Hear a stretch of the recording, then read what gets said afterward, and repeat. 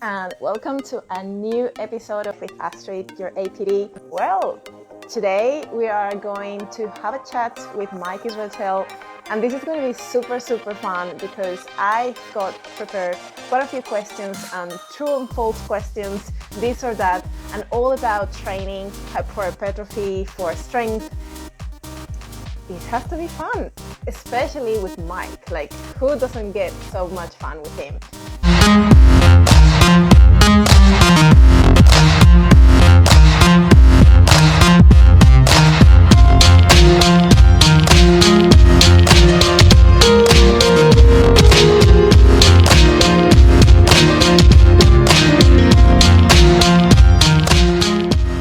And there he is. How are you? Good. How are you?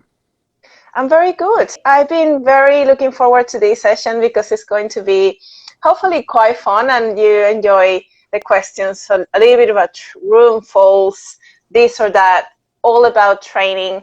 I know you don't like much of these games, but it's kind of fun. All right. We'll see how much I like. First of all, let's get some questions on true and false. And the idea of this is that I kind of make a statement or a question, and probably what you have to say is true or false, and explain why. Because obviously, most of these questions are intended to be a little bit nuanced, and ideally, you want to explain more of your reasoning why you saying true or false, or why you choose this option over the other option. The first one is a massive phase has to be at least 2 or 3 macrocycles to see significant physique changes. Is that true or it's false? False. Yeah. You can see significant changes after a mesocycle, especially 2 or 3. So I said 1 macrocycle can give very significant changes. Yeah. A small surplus, around 25% over your maintenance calories per week, is ideal for maximizing muscle gain and minimizing fat gain. Is it true or false? I think up until that 25%, it's true. A small surplus really is a good idea. 25% is a pretty large surplus. So, 25% for someone who eats just over 3,000 calories, it's like 4,000 calories, so that's 750 or so calories over. That's a lot. And that can lead to quite substantial weight gain, per week, and then a considerable amount of fat to go along with that. So it's maybe more like 10 to 20%, maybe 10 to 15% over your maintenance. True maintenance is probably a little better than 25%, which is quite large. So you would suggest that 10% would be for like more the general rule, but 25% for the ones who perhaps have a very large energy expenditure or struggle to gain some weight around that 10%? Well, so it depends on how you go about it. If we're talking about the underlying reality, no, that people who have trouble gaining weight probably don't have trouble gaining weight if you actually go 10% above their maintenance. But it's one thing to plan on it, the other thing to reliably measure how far you're actually above. You could have misestimated your maintenance. You can see a lot of metabolic adaptation to where you actually start to gain much less weight because your metabolism speeds up, your body heat increases. So I would say if you did 10% and after 2 weeks you didn't gain any weight, I would probably bump it another 5 to 10%. I wouldn't go to 25% as a random number, but I'd sort of repeat the first process and see if it worked. And if after 2 more weeks you still haven't gained any weight, I would repeat the process again. Sooner or later, either you're going to break the world record for how much food someone's eaten in a day, or you'll gain some weight. So I think you're good either way. And sometimes we say that for the most part, it's not that they are not having issues gaining weight. It's more like they probably are not as consistent at the gym, or they're not eating consistently enough, or they get full with one meal and they skip other meals. And like when you see the overall calorie intake, it's not really where it should be.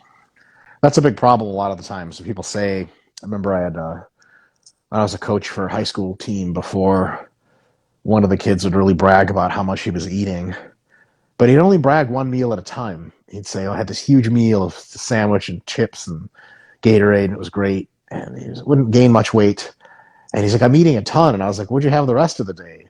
I'm like, well, not a lot. So if you're consistently eating very large meals and you're consistently full and uncomfortable, at some point you probably will gain weight. Let's get to the next question. So volume is not as important for strength as it is for hypertrophy. True or false? Yeah, that's probably true. Much more important for strength is intensity, or better phrase, loading. You know, like if you want to get really strong, you got to lift heavier and heavier and heavier, and it's got to be really heavy. You know, probably the most reliable way to get strong is to lift at least 75% of your 1 rep max for reps, and all the way up to 90 or 95% pretty regularly. And you know, how much volume you do is very important, but the loading is more critical for strength training. On the other hand, if you have a hypertrophy scenario, you can actually lift it at a pretty significantly light percentage of your 1 rep max, maybe 30 or 40% of your 1 rep, doing sets of as many as 30 or more reps. And then if you do that, then you know you can be doing a few hard sets a week really, really well, but you won't gain much growth unless you do the requisite number of sets. So volume plays a bigger role in hypertrophy than strength. And because loading is a bigger range, you could say in a sense it plays a smaller role. So if I was really interested in strength, I would be really concerned about how much weight is on the bar, not as concerned about how many sets I was doing. If I was training for hypertrophy, I'd be, you know, a little bit concerned about how much weight was on the bar, enough to challenge me with the set of, you know, at least 30 or at most 35, 40 reps. And then after that, I would be much more concerned about how much work I was doing. And when we think about, in terms of how big you are, and like, does that correlate with the strength? Like, if you're very big, does that correlate that you can actually be very, very strong, or not really? Yeah, a lot. Yeah, the most essential quality of a strong person is that they have a lot of muscle. And the more muscle a person has, the muscle is actually the machinery that creates force. So the more that machinery you have, the better. Now, muscles can be trained to act very specifically. Connective tissues can be retrained to exert force specifically. And you can also train the nervous system to act very specifically in ways that improve strength without improving muscle mass. But if you keep everything else the same and you improve muscle mass, you will get a lot of strength. And as far as I can tell, I've never met a single very muscular person that, at least compared to the average person, wasn't really, really strong. So that's, you know, people like to say stuff like, oh, yeah, well, you can be big and not strong. But when they get into some combat sports or something and a really, really huge guy shows up, nobody with any experience is like, I bet you he's weak. Yeah, I'll go roll with him. It's like, I don't know. Usually when people are big, they tend to be very strong, and it definitely helps. And another thing is, if you want to be the strongest you can be, you kind of have to gain weight for a real long time. It's pretty well illustrated in the World's Strongest Man competition, where if you weigh less than 125, 130 kilos, gee, you know, it's very unlikely you're going to be winning anything. And if you weigh up to 180, 200 kilos even, then it starts to be, you know, where most of the champions are nowadays. So size definitely is a huge component of strength, the biggest component of strength. For someone who trains for strength, but is also looking bigger because utilizes magic supplements, or that kind of thing that are enhancing in terms of performance and physique, do you think it is something that once you start using them, you have to use them for the rest of your life? Can you kind of get around and stop at some point? What are your thoughts on that? If you got to a certain level of muscular development or strength using special sports supplements, then unless you did it very early in your career, it's unlikely that you're going to be able to maintain that level of strength without them. Certainly even less likely that you're going to be able to ascend to even higher level of strength without them. Although if you use them very early in your career, which is a really bad idea, then you know, then you can eventually become much stronger drug-free than you've ever been on drugs. So that's definitely a thing. But if you want a very serious attempt and you've been using special sports supplements for a long time, then you may be out of the range in which people without them can operate, you know, like, so if somebody steps on a bodybuilding stage, you know, reasonable adult height, let's say, you know, 1.80 m, and they're, you know, 100 kilos, 105 kilos on stage. That's just almost nobody like that exists drug-free. And then if you say, well, I got there with drugs and now I'm going to be drug-free, yeah, drugs do allow you to keep some of what you've gained, but not a ton. And you're just going to end up backsliding to still highly impressive. But if you want to continue to make incredible gains, then yeah, you just probably keep going. So yeah, you don't have to take them forever. If you want really, really good results to continue to occur, you probably have to keep taking them. But if you stop taking them how do you avoid like these really negative consequences from, well, you were using them for a very long time, and now your body's kind of incapable of feeling that signal and producing on its own. So how do you kind of like, do you drop them slowly, cycling down back, or how do you go about it? You have to follow what's called a post-cycle therapy protocol, and it's quite can be quite intricate. Can be have a few details. You take various other kinds of drugs, and your natural testosterone production starts to resume. Although I will say that a lot of people come off of drugs without any post-cycle therapy, and they do just fine. And a lot of people use post-cycle therapy, and they still never come back like they used to be. So it's one of the many reasons why taking, for example, anabolic steroids is quite perilous and requires a lot of thought. Because once you start taking them, especially if you take them for multiple months, and your own endogenous testosterone production is shut down, you could do fine with it and come off no problem, and you could have a really, really, really hard time with the coming off part, and then you're kind of in a rough place. These are not things you take recreationally. They require very, very serious consideration and have tons of downsides. Okay, great. I always ask this question because I am so, like, it is such a different world, and I'm always trying to understand the reasons behind people doing this and like how risky it is when they do that.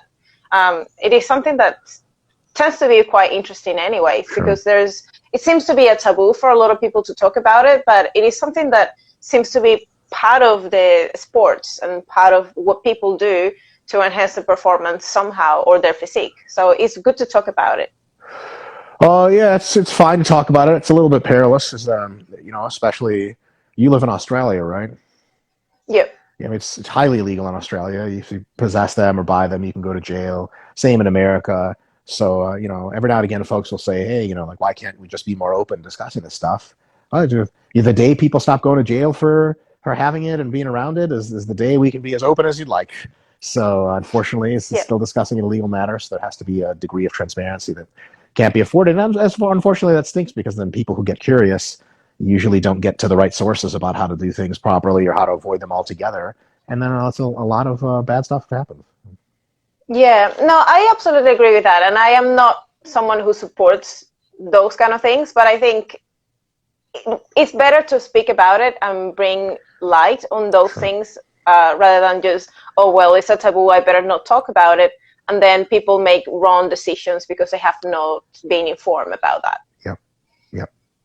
Let's move to this or that. This is a part where I'm going to ask a question, give you a few options, and you choose the one that you think it is going to suit best according to the scenario or the situation. You can always give your reason why you're choosing that answer, or just explain the nuances of, well, depending on the situation, this is what it is. The first question is, for hydration, what's better between milk? Is it milk, diet sodas, plain water, or sparkling water? Which one of these would be better for hydration? Yeah. So for general purpose hydration, my best recommendation would be water. And probably the best reason I have that answer is because I don't want to be presumptive in assuming a variety of intricacies that I'm not familiar with for the particular client. So for example, if you say, well, you can drink milk, perhaps they're constrained in a calorie situation. And if you tell someone milk is critical to their hydration, they're going to drink a lot of milk and put on a lot of weight and say, well, I'm just doing it for hydration. That's kind of insane. I've actually known a few people who walked around the college campus with Gatorade bottles full of Gatorade, and they just drink them throughout the day to be hydrated. And I was like, that's loaded with calories. And they're like, really?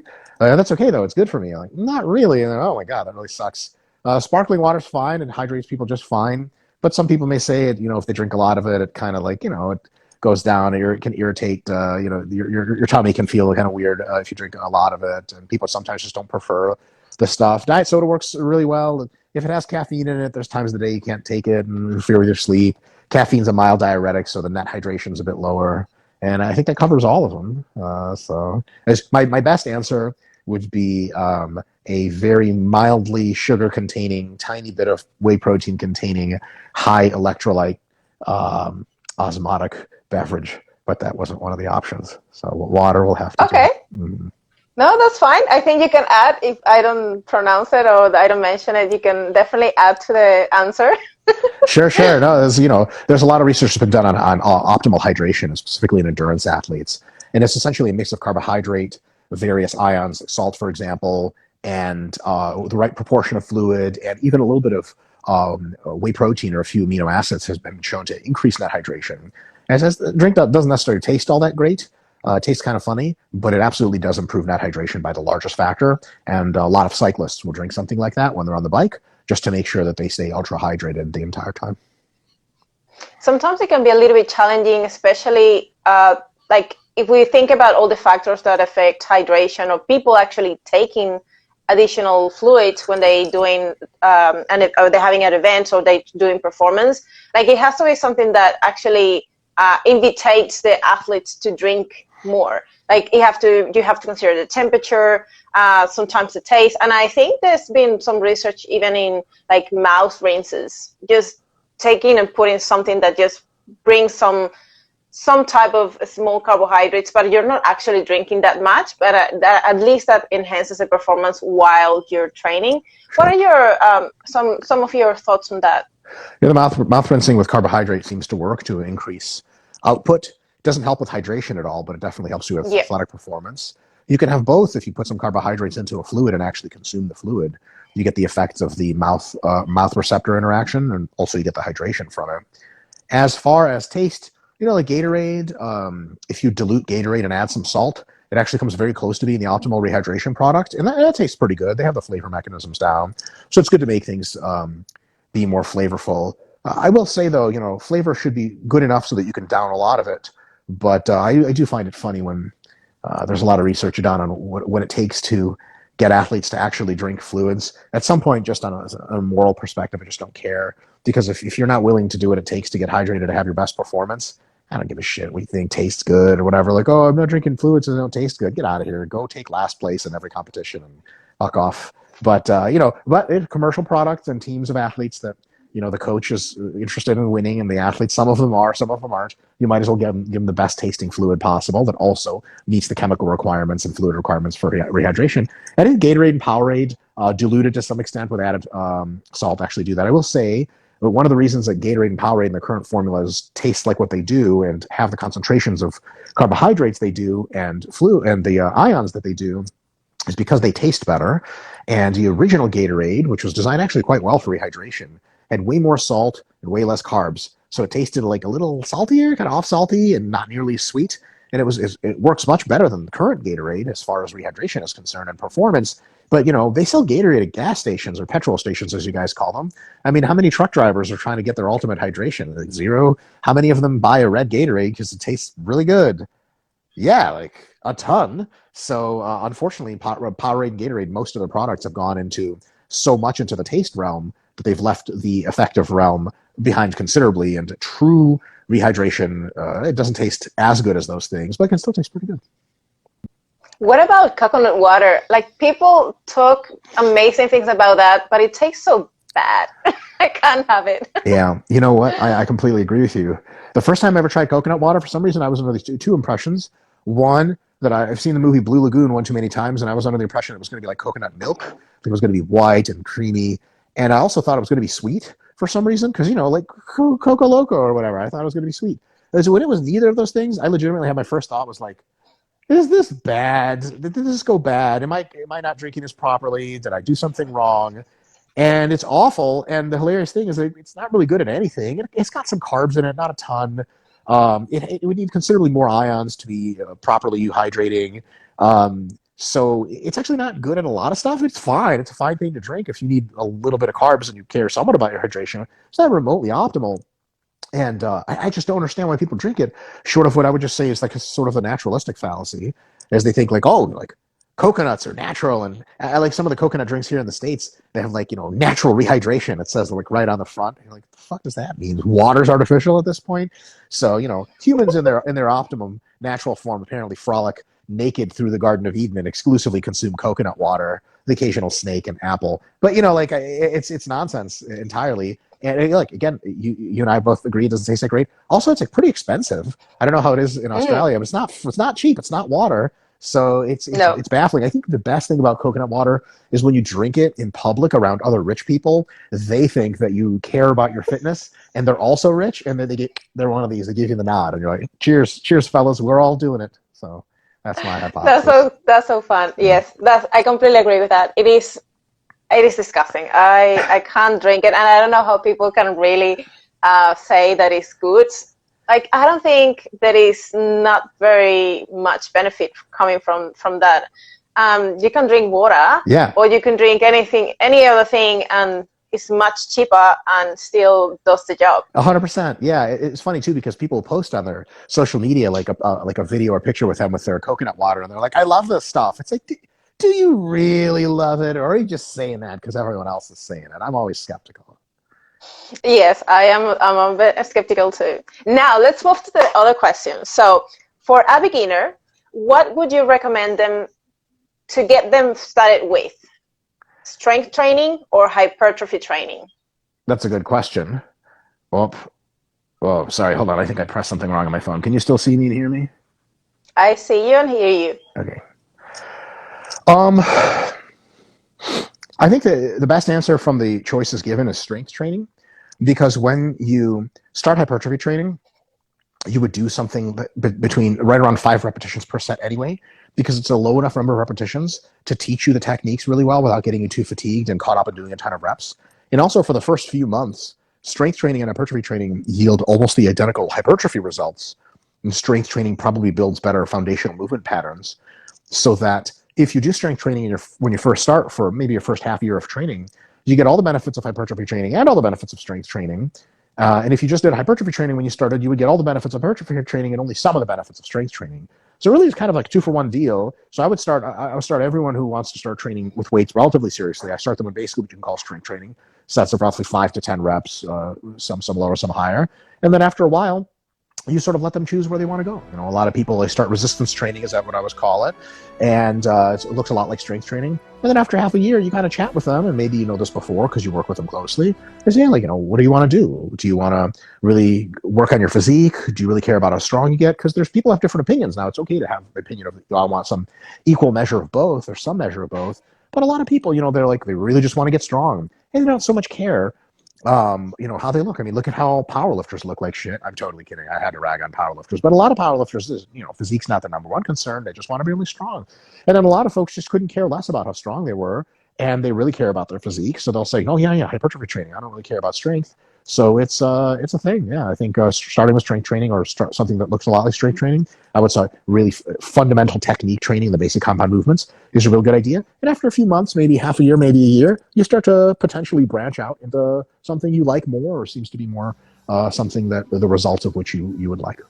So from what you're saying, would be the priority would be focusing on technique, learning the movement patterns really well, and if you are able to do shorter range of reps versus larger reps, it is better for you to concentrate on that. And Correct. Over time, as you get familiar with the movement, you do the technique right, then you can move to reps that are in the higher range. Or in the very low range, yeah. So you can say, oh, I really want to do triples and doubles and max out. Great, you can do that. Or you say, well, I really kind of want my best muscle growth results, and then probably moving into the 10 to 20 range, at least for a few years, in addition to the 5 to 10 rep range, is a wise idea, especially for certain kinds of exercises. In my own experience, sometimes I've noticed that I do better in a specific rep ranges, but if I increase the weight, I tend to find myself not doing the right movement or not feeling what I want to target the exercise. It's like when I'm doing, for example, a tricep pull down, if I increase the load, but it decreases my rep range, but I don't feel like I am actually making the right movement pattern or using the right technique to try to compensate. Yeah. So what would be your stance there in using or selecting the right weight that maybe it's not too much, but you have a really good technique over something that is very heavy, but it just doesn't align with your technique, or just changes your technique, but you don't feel it where do you want to target it? Yeah, for sure. So it depends on what your goal is. If your goal is to stimulate the muscle as much as possible for hypertrophy, then it's a good idea for you to be feeling that muscle during the movement. If your goal is to stimulate the movement for strength, you say, I want to tricep extend as much as possible. It doesn't really matter much of what you feel as long as you don't feel any pain, as long as the bar moves from point A to point B in roughly the technique that you described. So if you hit an all-time world record squat and you stand up and you rack the bar and everyone's cheering, you go, I don't really feel that in my quads. Who cares, right? You're not supposed to feel it in your quads. You ideally feel it in no one specific muscle, because then you know nothing is a particularly limiting factor. All the muscles are working together to get the job done. But if you're doing sets of 5 on that squat and you want big quads and you say, man, I really don't feel it in my quads, that's definitely a problem. And you might want to alter your technique or lighten the load or some combination of both. Maybe you choose a different exercise so that you can actually feel some tension or feel some burn or some combination of both in your quads. And then it's probably more likely that you're going to be stimulating your quads more effectively for muscle growth. Okay, got it. Now, planned or flexible rest days? What would you choose? Gee, I have to choose one, huh? Oh, you can choose whatever you think it is appropriate. Okay. So I think they both have their places. I think that Okay. pre-planned rest days are very good because a lot of us would get carried away. Also, they lock you into a predictable schedule, which research and practical experience show works usually better than a floating schedule.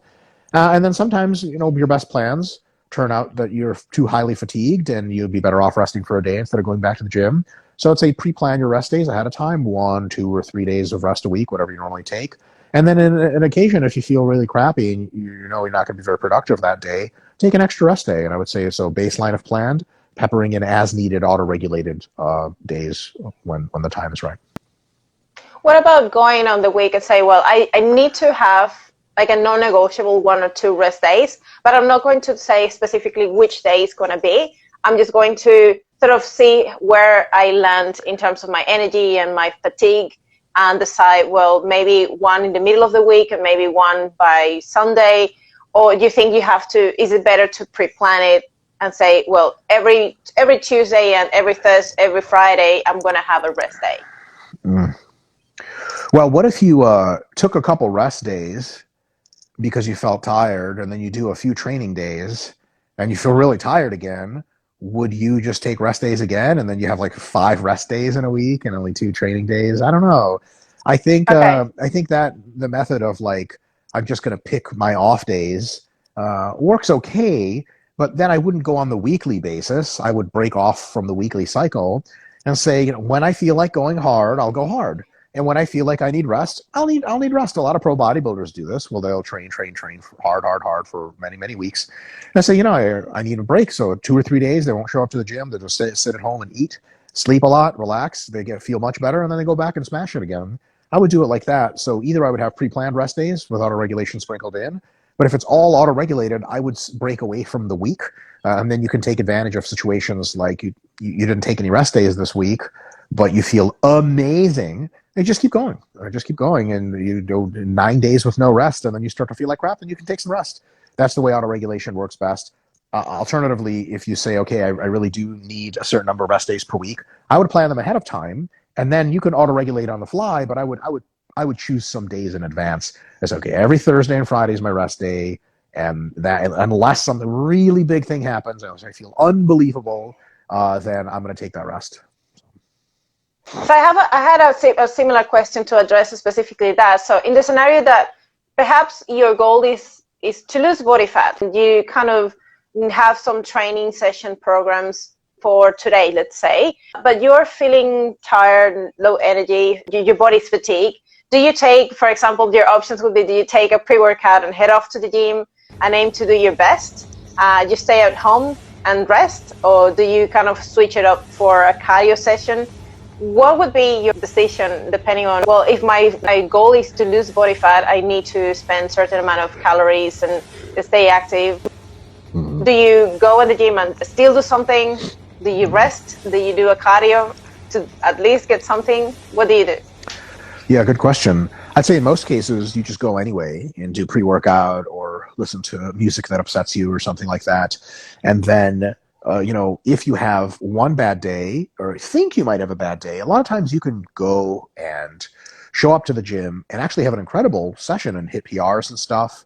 And all of a sudden it's like, oh, okay, that was false alarm. And then it's good that you didn't take a rest day. If you do have a bad day, you actually go and you really suck. And then you can say, well, maybe it was just a fluke. Let me see tomorrow how tomorrow goes. If tomorrow goes really poorly, I would just cut that workout after the warm-ups are over. It's like, okay, this is going to suck. And take the rest of that half of a week, either very easy training or no training at all, and bring the calories back up to maintenance calories. And then once you feel very recovered after half a week, and if you need more, just take a whole week of deload, then you come back and you go back on the plan again. So basically, we don't want to get into the cycle where we have an arbitrary question of, well, do I feel good enough to go to the gym today? Yeah, you'll be fine. And if you're not fine, you have enough cumulative fatigue where one day of rest isn't going to make much of a difference, right? It's kind of, if you, let's say, are trying to hit hill sprints on a bike, and you sort of ride around the hill and you go up a big hill and you ride around and you go up. If you're not hitting PRs and you're really, really degraded on the hill sprints, just riding around the bottom of the hill won't give you back any more energy. You're so tired, you need to go home and rest and sleep and eat and then come back the next day or the day after to really give it another go. Just the same way, if you're tired enough that even getting really amped up doesn't result in a good workout, is not something one day is going to fix to begin with. So you kind of go and train, and the training works both as a stimulus and a diagnostic that tells you, hey, I can't do this. It's if someone says, hey, I think my knee hurts, I don't think I should be squatting. Next thing you tell them is, well, try to squat up and down, see if it hurts. If they squat up and down, like, actually it doesn't hurt. Well, good news, you can go squat. But if the squatting hurts it, well, then don't squat. So I think that just going off of intuition and be like, yeah, I don't have energy today, especially when you're tired on a low-calorie diet, a lot of days feel like you can't do it. 99% of the time, for me personally, for tons of my clients and folks I'm friends with, maybe 95% of the time, they show up, they feel like crap, they still perform adequately or even superlatively. So it's one of those things, I wouldn't just go based on kind of your whim. I would go on something more objective, trying it out. Now, 2 full body training or same exercises, same volume, put into 1 upper and 1 lower. So you have the same exercises, and you could either mix them all together and have 2 full body sessions, or put these exercises, 1 for upper and 1 for lower. Or is it exactly the same? Per week? 2 sessions. So let's say you have only 2 sessions and you kind of have the same amount of exercises, same volume, but you have to kind of decide whether you want to have those mix them all together and have them 2 full days of full body, touching few exercises every now, here and there, or you just kind of put them in group of upper body and then the next day lower body. Yeah, what is more optimal? I have to know what the rest of the week looks like. If it's just 2 training sessions, then I think whole body both times is great because you get to stimulate every muscle twice a week. If it's upper and lower split, then every muscle just goes once a week, which isn't as good for hypertrophy generally. So I would say that's my best answer. Let's put the scenario that looks kind of exactly the same for the rest of the week.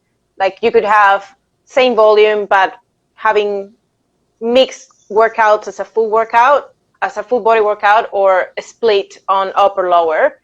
If you had the same volume and the same number of exercises, would that yield the same, or is it more optimal one over the other? I think for beginners and early intermediates, full body works really great.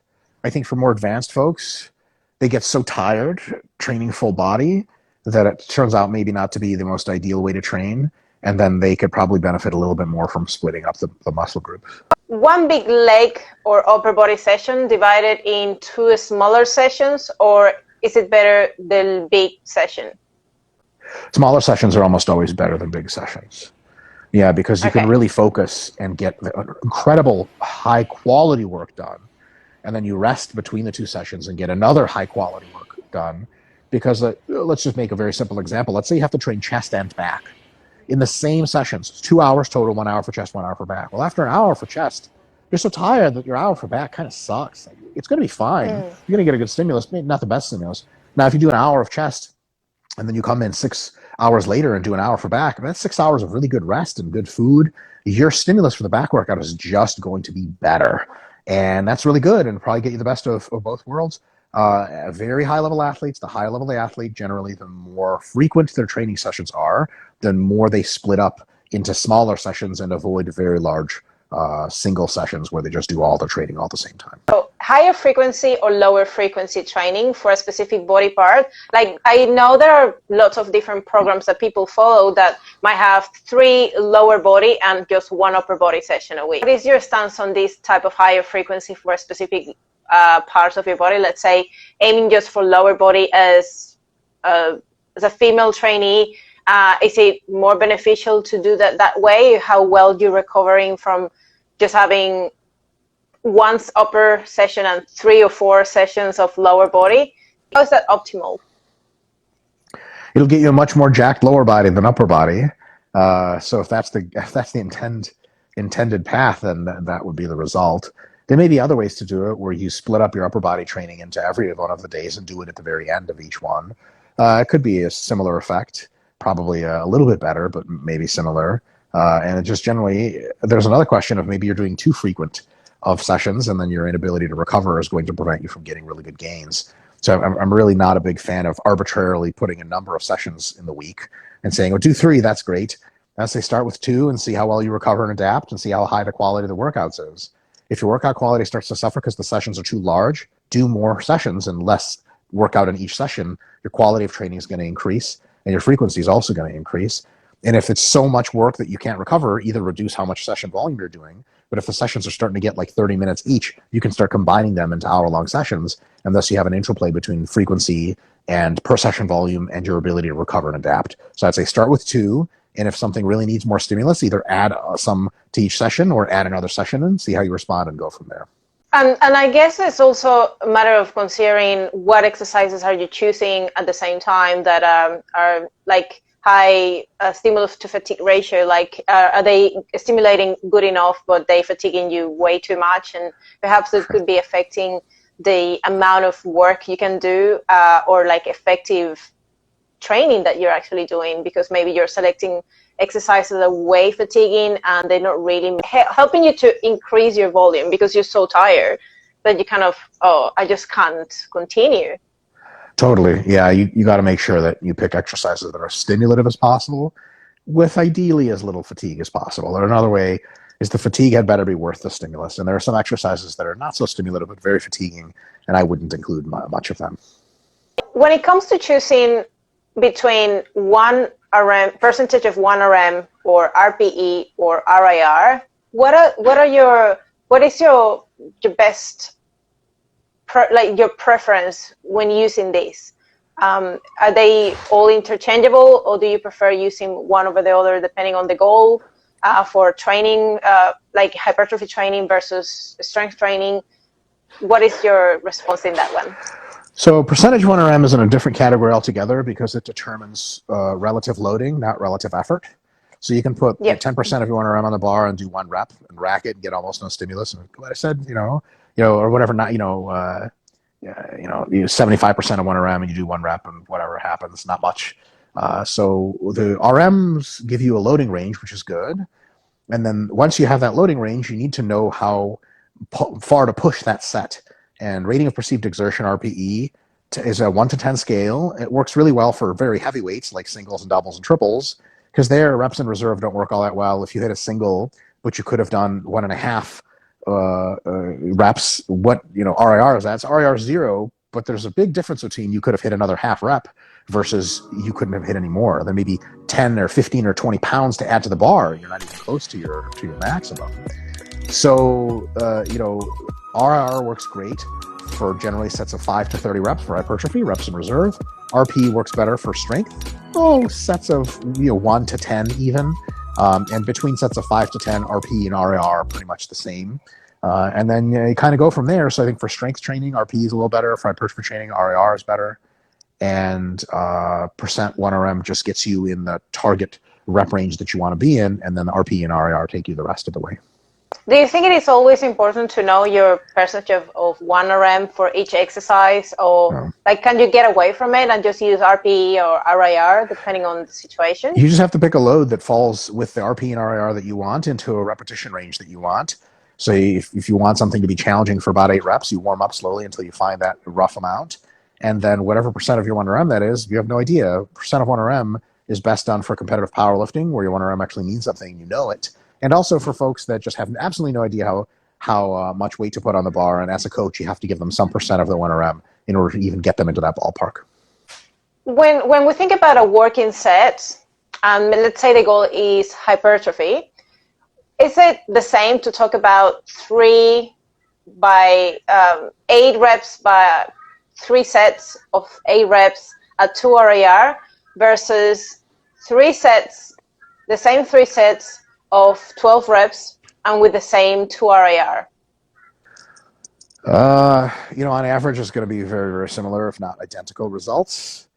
However, for some people, some of their muscles work better with low repetitions and heavier weights, so they'll get better results. Some people will get better results with high repetitions. There's also a sustainability factor. Sets of high repetitions can be easier on your joints. Another one is depending on the exercise. So how you fail matters. If you have 12, I'd say, let's see, sets of 12 on squats or something, on deadlifts, it might not result in a ton of hypertrophy because you might be limited by your ability to produce effort just through your lungs. There is some really interesting noise in the back. These creatures here, every single morning, they have these sounds. Is that a bird?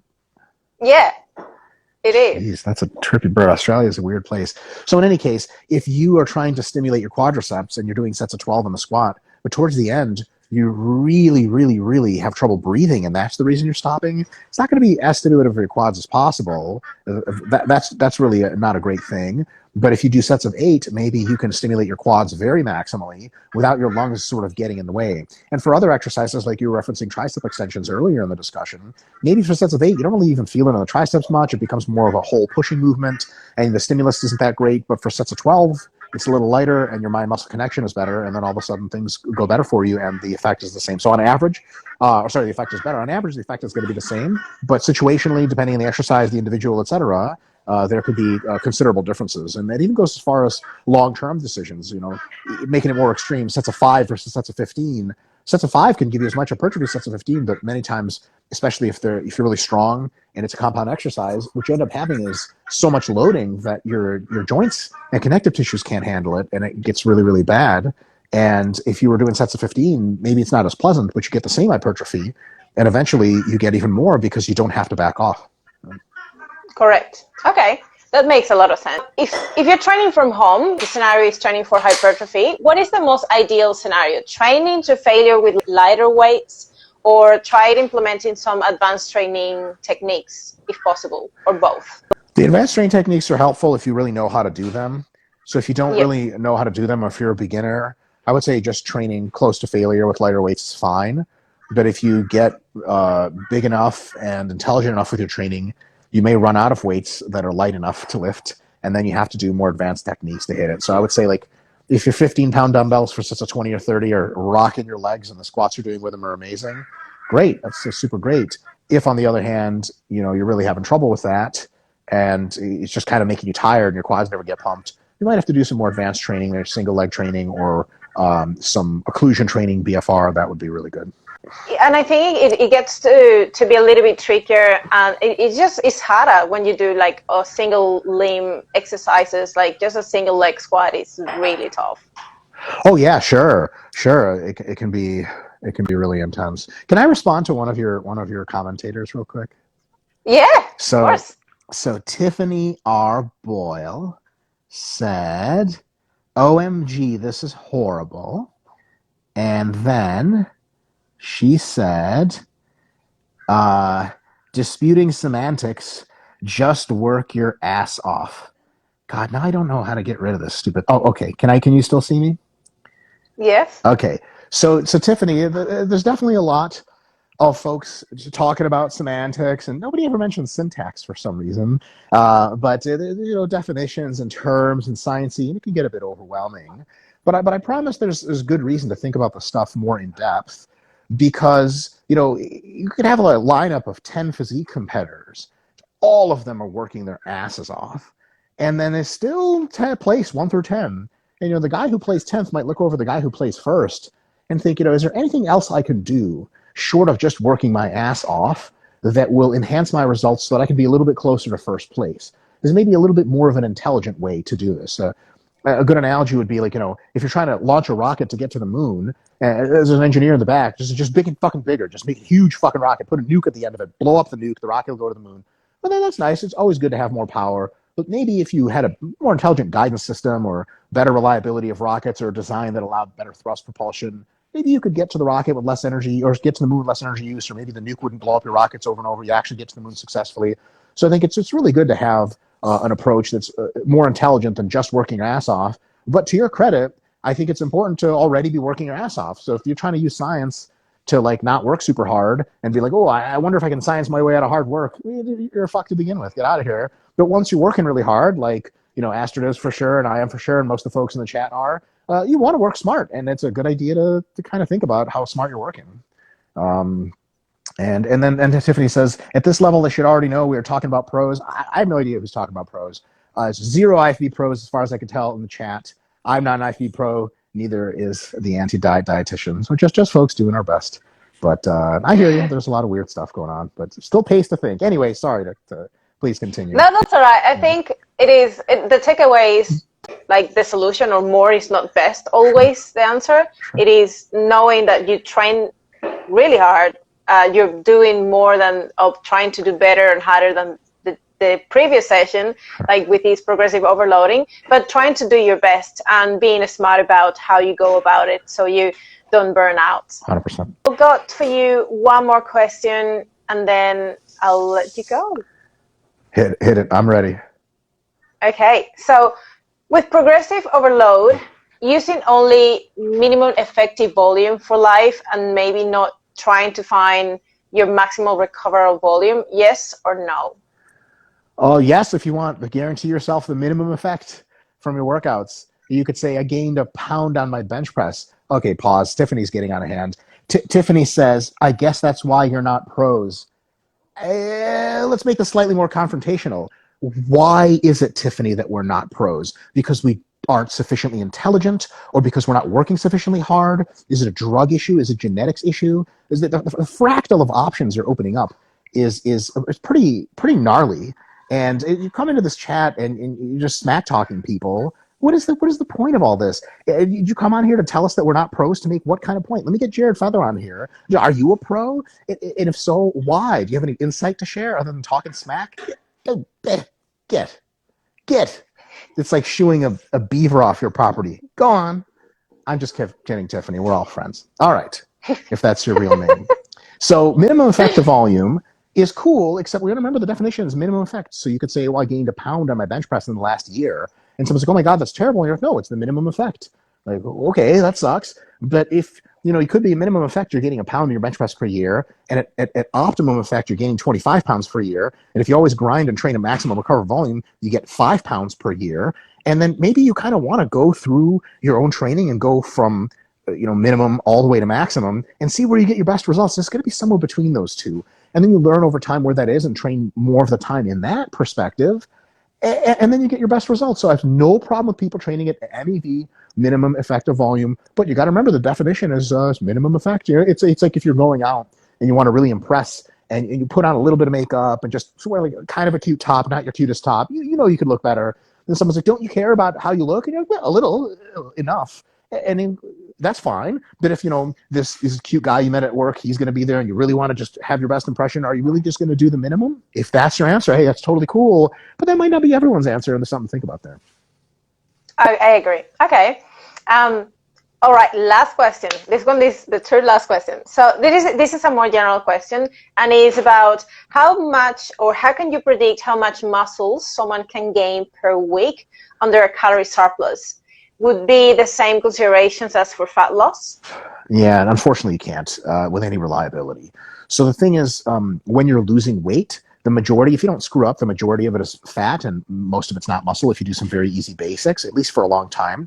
So you say, okay, if you lose a pound of weight per week, maybe 8/10 or 9/10 of that pound will be fat. And that's really good. Very easy prediction to make. It's pretty reliable. However, if you gain a pound of weight, you might be in the position where you gain only 1/10 of a pound of muscle or 9/10 of a pound of muscle, and you really can't tell. There's a lot going on there. So I would get away from the predictive business of muscle gain and into the exploratory business of muscle gain. I'm actually trying, lifting, having good nutrition, and then seeing what happens. And you look back and, oh, I did really well. You look back and say, I could have done better. And you try to refine your approach over time. Unfortunately, muscle gain predictions are worth a little bit less than the paper they're printed on. And I'm saying in the same time, we don't even use printer paper anymore, hardly. So that's what it's worth.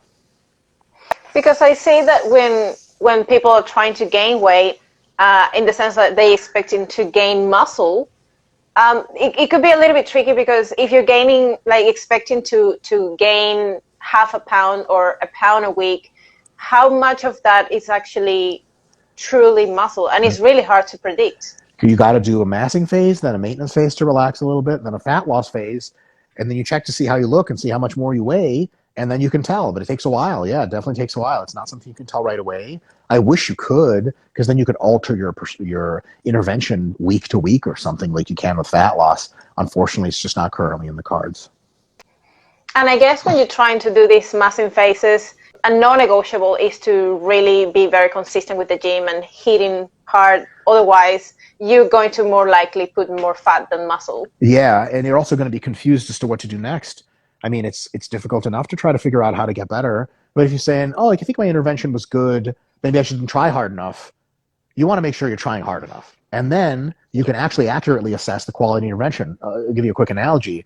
If you're building a house in a new construction method and the house turns out kind of shitty, you don't want to have to ask, was it the construction method that we used, or is it because the workers kind of sucked and did a half-assed job? You want the workers to do as good of a job as possible so that when the house is built, you can say, oh, it looks great. Or you say, it doesn't look that great. I know the guys did a good job, so it just must be the construction method. And also, in addition to that, if you're really, really concerned about muscle gain, you got to try, because then if you don't try, how much can you really care? You know, it's kind of a self-solving problem, self-answering question. If you care a lot about muscle growth, you got to try hard, and then you can see how well it goes after. Absolutely. I agree. All right. Well, I respect your time. I am so glad we were having this chat today, and it was, hopefully it was fun. Hopefully you have a little bit of a different type of conversation where you get this or no, this or that, yes or no, Sure. True or false.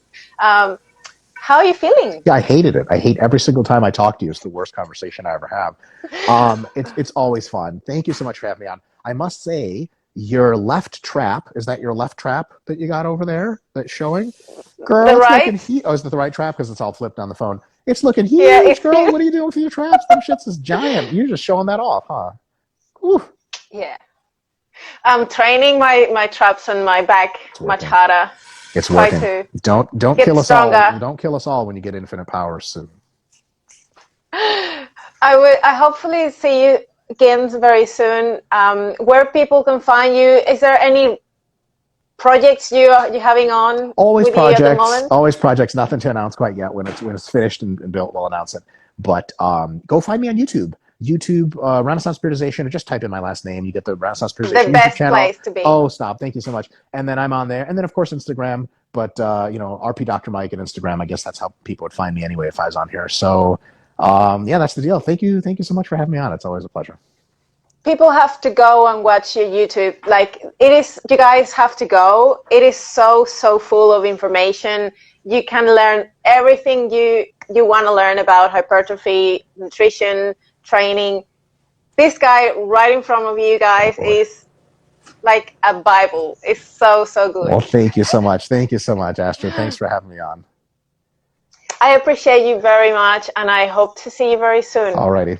Take care. Bye-bye. Bye-bye.